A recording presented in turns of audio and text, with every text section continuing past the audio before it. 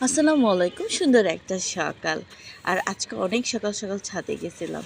গিয়ে দেখি আমার ছোট্ট ছাদ বাগানটা একটু ময়লা হয়ে আছে, তাই একটু পরিষ্কার-টরিষ্কার করতেছিলাম। আমার বাগানটা ছোট কিন্তু আমার অনেক শখের। ভালো লাগে এখানে গাছগুলো দেখতে, ফুলগুলো দেখতে। আর যখন ফুলে ফলে ভরে ওঠে তখন তো সেটার কথা আর নাই বললাম। সুন্দর না? হ্যাঁ, আমার পেঁপে গাছটা আস্তে, আস্তে পাতা ছাড়তেছে, দেখতে খুবই ভালো লাগতেছে। আর নয়নতারার গাছ তো মাশাআল্লাহ আমাকে সবসময় মনটা ভরায় দেয়। ওর রঙে কিন্তু আমি রঙিন হয়ে যাই। আর এই ছোট্ট সাদা শুভ্রটা হচ্ছে করমচা গাছ। যদিও গাছটা এবার নতুন ফুল দিচ্ছে, জানি না আসলে এবার ফল ধরবে কিনা। আর এই ছোট্ট পাতাটার নিচে একটা হচ্ছে কুমড়া। এটা হচ্ছে মিষ্টি কুমড়া। এই বছরে আমার ১ম কুমড়া।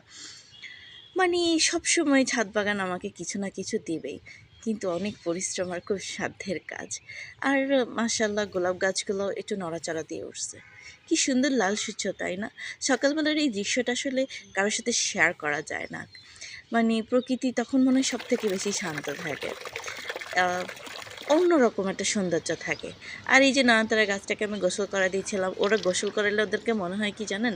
এই আমাকে এতক্ষণ পরে তোমরা গোসল করেছো, ওরা মনে হয় খুব শান্তি, শান্তি পায়। আমারও খুব ভালো লাগে। ফুলগুলো দুলতেছে, গায়ে পানি পড়তেছে। এই দৃশ্যটা আমাকে খুব আনন্দ দেয়। আর গরম চা তো পানি ছাড়া সে কিছুই বোঝে না। আসলে এই গরমকাল আসতেছে, এখন দুবেলা করে তো একটু পানি দিতেই হবে, এই আর কি।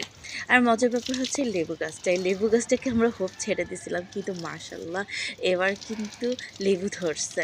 ও আমাদেরকে হতাশ করে নাই।